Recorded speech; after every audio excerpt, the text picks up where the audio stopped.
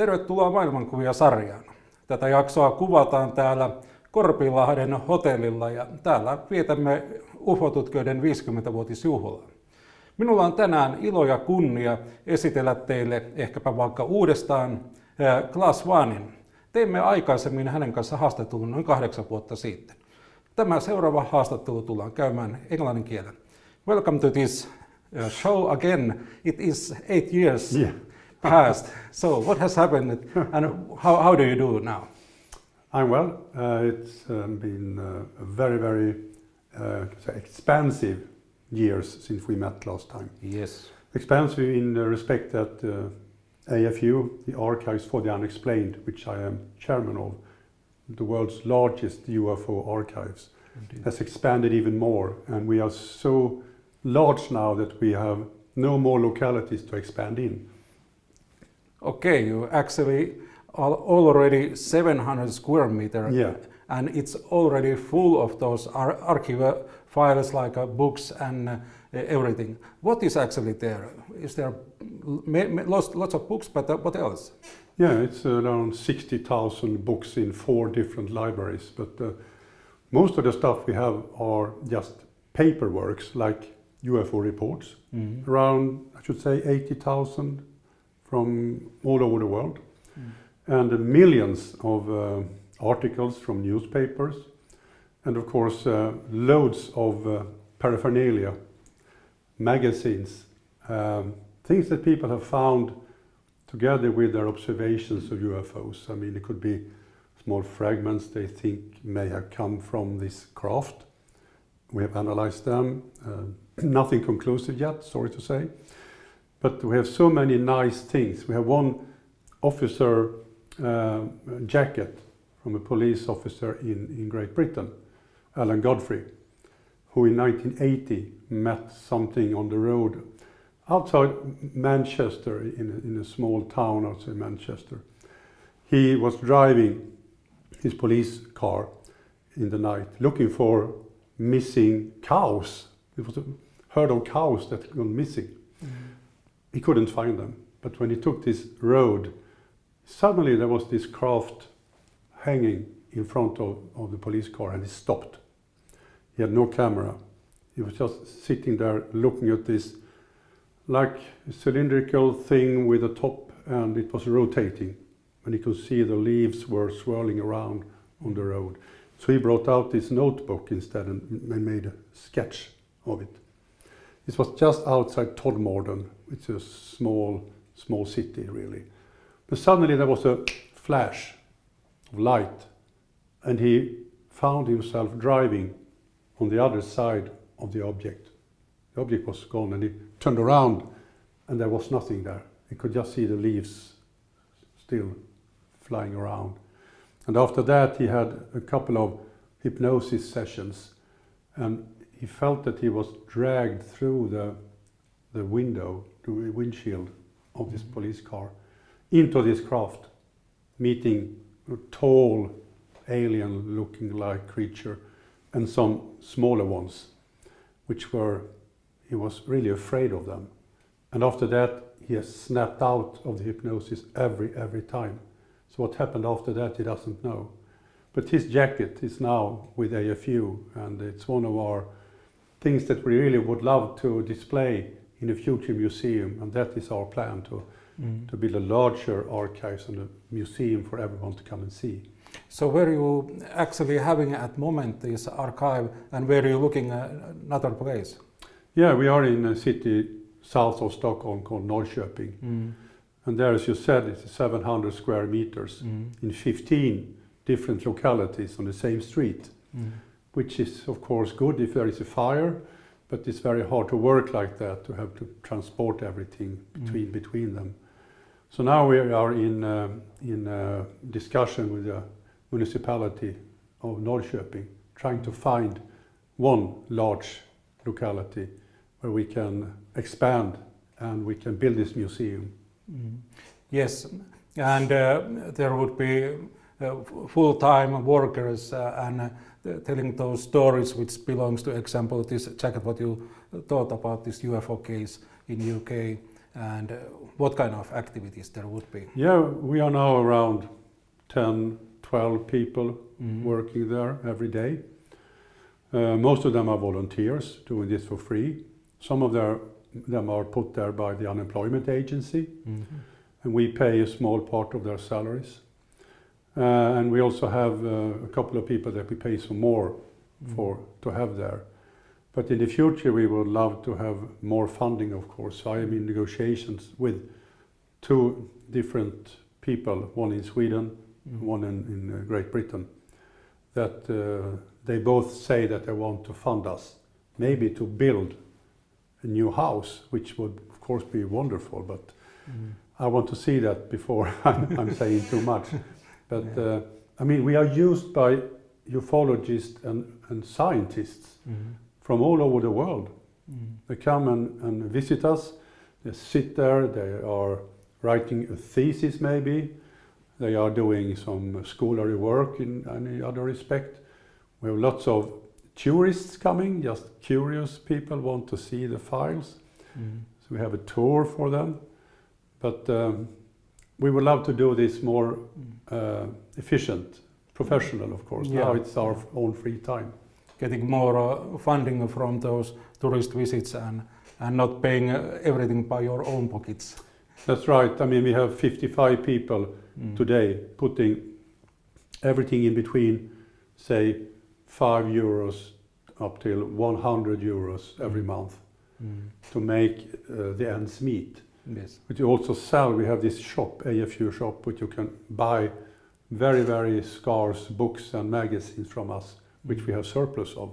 So that brings in money as well. But we are a hub for research around the world, so people are really using us.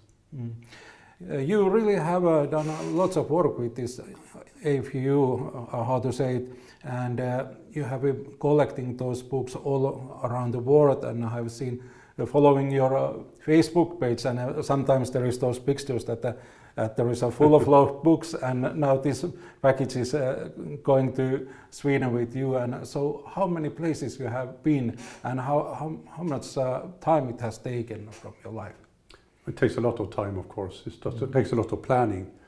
Every year, I take my car with a friend from AFU and go to Great Britain to visit. Always Great Britain? Well, mostly we have been in the US, of course, as well. We've been in the Netherlands, we've been in Norway, Denmark. We are going to Germany soon. We've also been in Belgium, in France, to bring back files.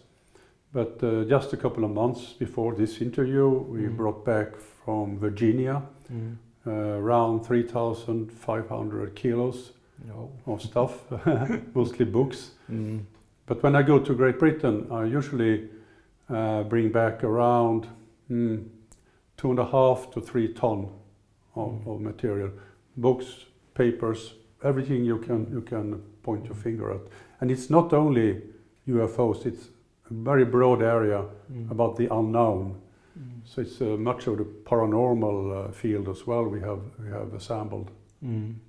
So basically, you could have a own museum section about UFOs and about paranormal stuff and so on. Yeah, that would be the dream, to have this, say 300, 400 square meters museum, and maybe 1,500 square meters for the files. Yes. It would be lovely. And, well, that reminds me some specific episodes from X-Files when there was those big archives where there was lots of those evidences.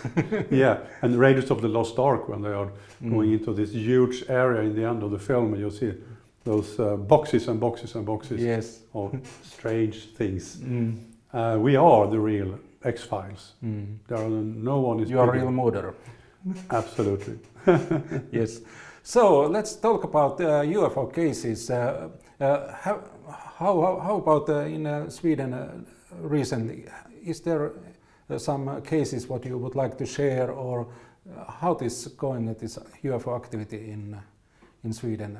Yeah, we are UFO Sweden, which is a different entity from AFU. AFU is a foundation. Yes. UFO Sweden is the membership organization. UFO Sweden gets around 300, 350 reports every year. So it's one a day. Most of them are just specks of light in the sky. Not very interesting, but there are a couple of every year. And right now I'm working on a case that happened outside Stockholm. And this person, together with another person, were sitting working late night in a tower-like house on the top of a house. And they saw suddenly a reflection of light, red light, out on the windowsill. And when one of these guys looked out, he saw this huge red ball of light coming down, stopping in front of the window, just between a big fir tree and himself. So it's just a couple of meters away from him. This red ball had a black area in the middle. And it suddenly started to move around this tower they were sitting in. And at one point everything went black, all their electricity vanished. And they followed this object and they froze. They couldn't move anymore. They looked into this black area and it was terrifying, they told us. So, and after a while, maybe a couple of minutes, they're not really sure, this object started to move again. And they followed it. And one of the guys opened the window and took a look out the window, and there it was hanging just outside the window. It had moved 20 meters during that time. And then suddenly it flew straight up in the air and was just a speck of small red dot up among the stars. So after that he felt nauseated, and he was sick the day after. This case I'm just started to research now, but there is a film as well. Okay. There is a surveillance camera film that allegedly shows the whole thing. I haven't seen that yet, but I will. How about this guy who saw it, and you say that next day he was sick? What kind of symptoms he got? He had ache in his body and he didn't feel well at all. So he had, but it vanished. After a couple of days he went better. Yeah, but no example when radiation comes that vomiting and no, he just felt sick, really bad. And after this object vanished, the electricity came back and everything started again. This is quite classical, these things that electricity goes down and so on. And have you had those kind of cases in Sweden, many, or it is just unique? Well, we have quite a few cases in broad daylight, which is very interesting. And one of the most interesting, I think, was in late July in 1999. I was just out with a film crew who makes a documentary in four parts for Swedish television, and filmed there again. I've been there a couple of times before. It was 7 people on 3 different locations around this lake called Backsjön, outside Arvika in the western part of Sweden. It was in the middle of the day. It was fantastic weather. They were out sunbathing by this lake. But one of the guys were up at the house, and he suddenly heard this very loud noise coming from the sky. So he started to look up, and after just maybe 10-15 seconds, this object like a small delta wing, flew over and crashed into the lake. He ran down to the others, and they had heard it, of course, and they looked up as well, and they did see the object turning and steering down into the lake. And another couple of people on the other side of the lake could hear it. They didn't see the crash, but they could hear this object. So, how deep this lake is? Well, it's around 18 meters, between 15 and 18 meters, something like that.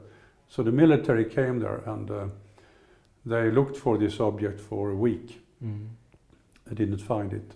They came back a couple of weeks later with another equipment, tried to find it, but they couldn't, as far as I know. I've seen the documents, and nothing indicates that they did find it. So it may still be there.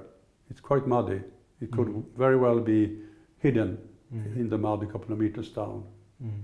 Yeah, but people hear that sound when it crashes to the water, and so it has impacted the water, not just going in without any voice. No, there was the noise from the craft traveling was very, very loud, but they could also see the splash and hear. Yes. Yeah. Well, that is this actually those cases what you call it ghost rockets? In a way, it's a ghost rocket. I'm a little reluctant to call it a ghost rocket because it doesn't really look like a rocket, but it fulfills all things that should be fulfilled for a ghost rocket. Flying over, broad daylight, nice weather, crashing into a lake, disappearing. That is a ghost rocket. So, yeah, I should say this is a ghost rocket case, but you are alluding to the 1946 ghost rockets. I guess so. Of course. And they were, nearly 99% of them were elongated cigar-shaped objects. And it continued after 1946. There were more than 1,000 reports, in 1946 alone. It didn't stop there. We could see that the reports were coming in during the 1940s, 1950s, and up until the 1990s, still crashing. And even in the 2000s, we have reports of objects crashing into lakes in Sweden. Sometimes not just crashing, but navigating, landing, and sinking. And this is a very unique Swedish thing, really. There are some cases in Finland, some cases in Norway, nothing in Denmark, nothing outside in Europe. So this is mostly Sweden, some Finnish, and some Norwegian. So, if we're thinking about, example, Norway has a Hesdalen area, which was a UFO active area. Have you something similar somewhere in Sweden? No, we don't have any similar areas in Sweden. We have areas that we thought maybe were little more observations, like a window, we say. But when we went there and interviewed people, and also interviewed people in other parts of Sweden, we found that it was the same rate of observations. We knocked doors for a couple of years, talking to 1,600 Swedes. Asked them, have you seen anything in the sky that you don't understand? And 10% of them said yes. And nearly no one had reported it to anyone. And we went to around South Stockholm area, to the very south of Sweden, and to the west of Sweden to do this survey. So it was a very good sample.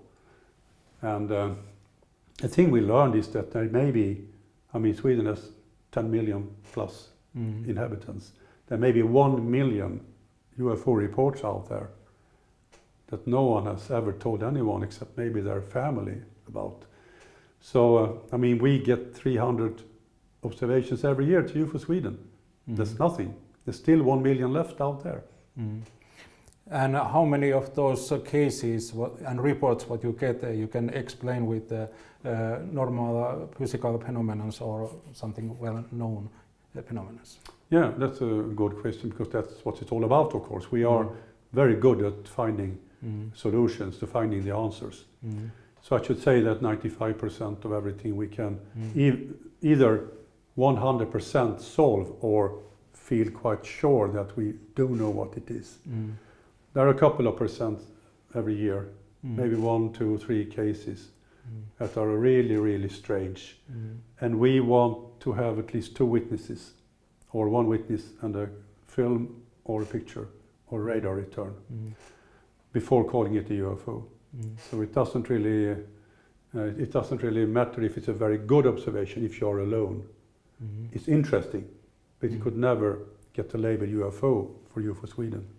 Do you have those kind of cases in Sweden that you have a radar check from the object and a person visual sighting and like from many directions? We have radar visual observations in Sweden. We do have that. Very few, I should say, a couple of them. We have one up in the very north in around 2005 with a picture as well. You can see just a very, very bright object in the picture. But the person who took that picture, he and his friend could see this object moving around the house where they were staying. And afterwards, I could see on military radar an object going around that area, which was unknown. So that was a picture, 2 eyewitnesses and radar. So something was there. Yeah. I also talked to radar operators, mostly from the 1970s and 80s, that have reported objects coming in mostly from the east, but sometimes from the west, traveling very, very fast, many thousands of kilometers an hour over the radar screen, and they were never identified as well. When you have this kind of example, some client of somebody who has observed UFO, and do you get help from, example, those offices who running those radars? Are you able to, example, call to the military forces and ask that? Do they give any information in that kind of cases? We can get that help, and we've been able to get that help for many years. So if we have a very good observation, we could ask for help, and we can get the radar plot from that time. So the military is helpful to UFO Sweden. Okay, that's interesting to hear. Yeah, it's a very, very scarce. I think it's very. It doesn't happen really in other countries. It happened in Sweden. Yes. What do you think about those? There has been claims, example, those that sometimes those UFOs are so quickly that normal eye cannot see it, but if you have a camera which taking 2,000 shots per second, that it can be stay on the picture. What do you say about this? Is it possible? Yeah, of course it may be possible, but this kind of camera can also get, insects that you really cannot see if they are flying very fast and are very small. You can get them as well on those kinds of cameras. So it could be hard to tell what you are really filming, even though you have this fantastic camera. You must be able to identify it as well. Because if it's just something unknown, it doesn't mean that it's something strange. It could be something that you are not able to identify because of other stuff. So you must take it one step further, I think, if you want to identify it, not just saying that this is something very strange. We know it's strange. Yes. So it doesn't give us new information. So what is this next step, what you have to take?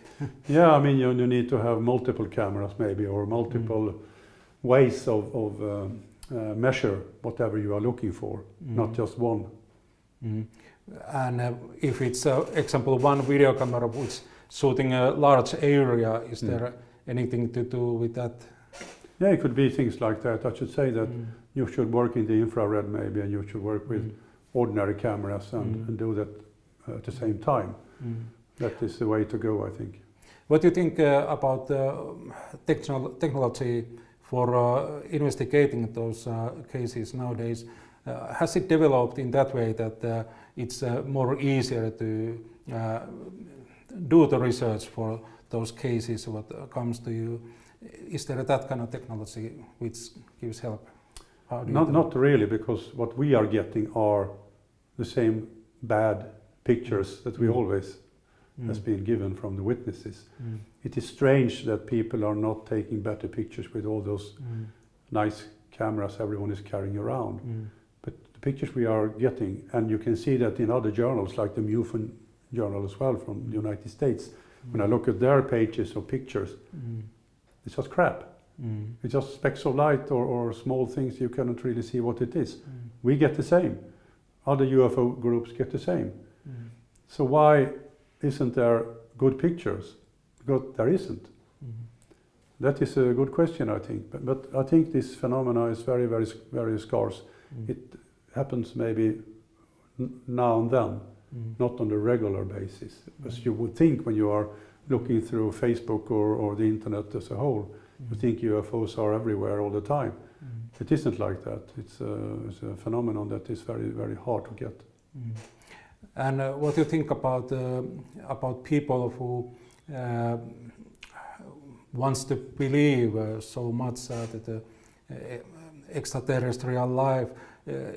Is there example religious movement in Sweden about this kind of people that they want to believe and they forming communities? And is there that kind of religion which holding that topic? Well, not really. Yeah. But people are tending to believe in many other things as well. So the belief system is there, even though you are not religious. People are very prone to believe that we have visitors from outer space. But seeing something that you don't understand isn't proof of what you are believing. That is a problem for many. I think you must be very open-minded. Open-minded in a way that you have knowledge behind your open-mindedness. You cannot just drive your knowledge forward by your belief. That's impossible. You can only exaggerate your own belief systems. But Sweden is not a very religious community, but people do believe things anyway. And when we're talking about those contactees, people who claims that they have contacted to some whatever outside from the earth, is there any kind of ways to search and investigate those people? Is there somehow you can manage to do the research with those people, and if there is, what kind of that searching method it will be? I mean, that's very interesting, of course, because if you are in contact with another world's beings, it would be possible for me, of course, to see that as well. You would think that. I just got an email yesterday from a lady in Sweden offering me to meet with the reptilians. She said, I can arrange that you can meet with the reptilian leaders.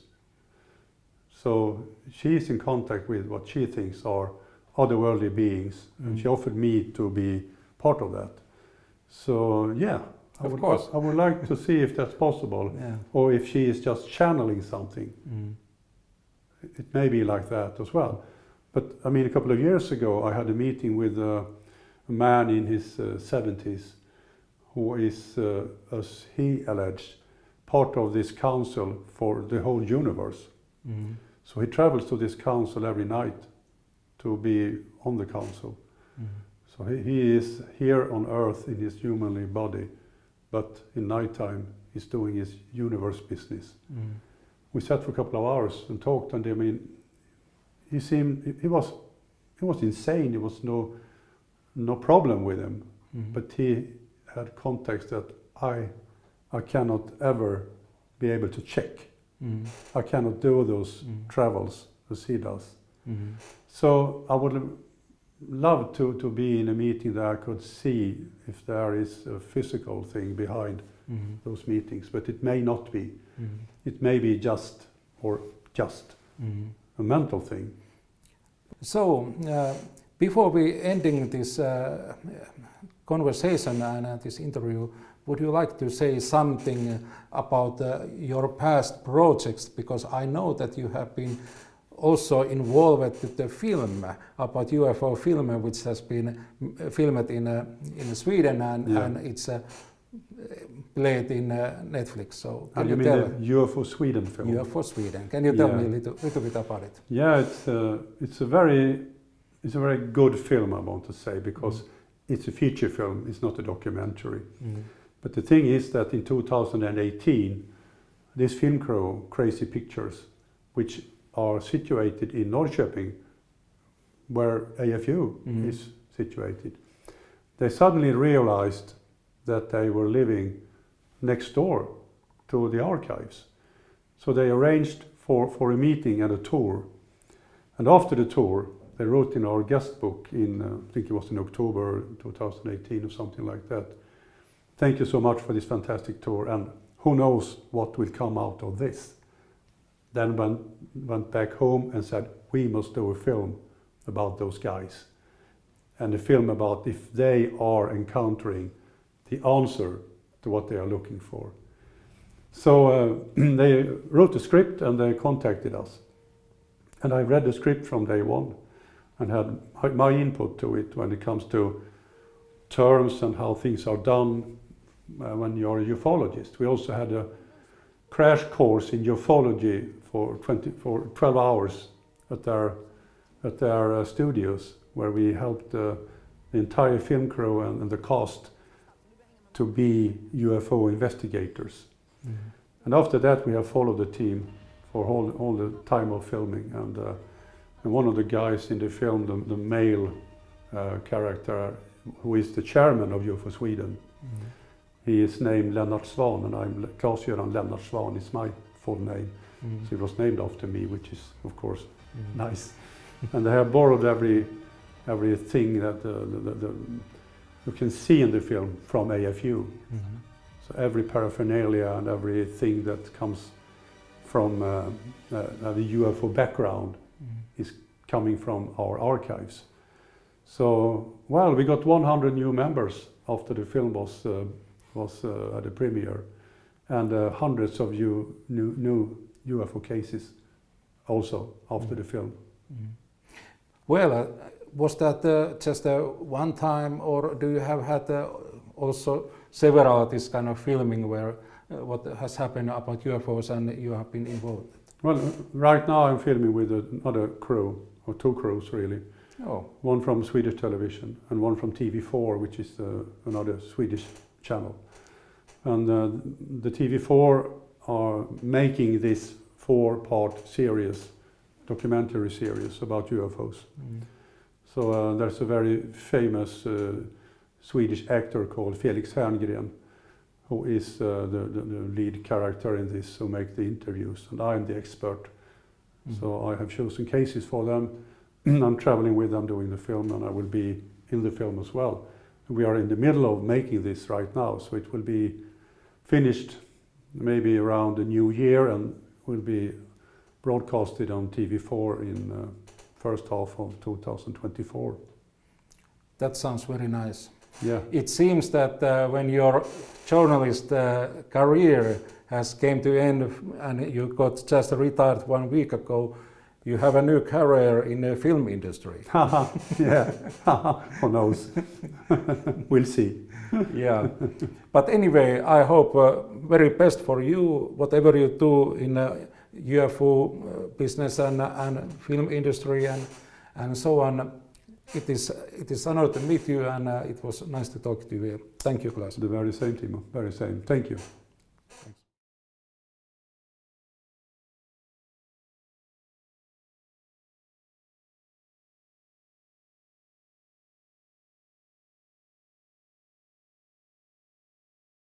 Thanks.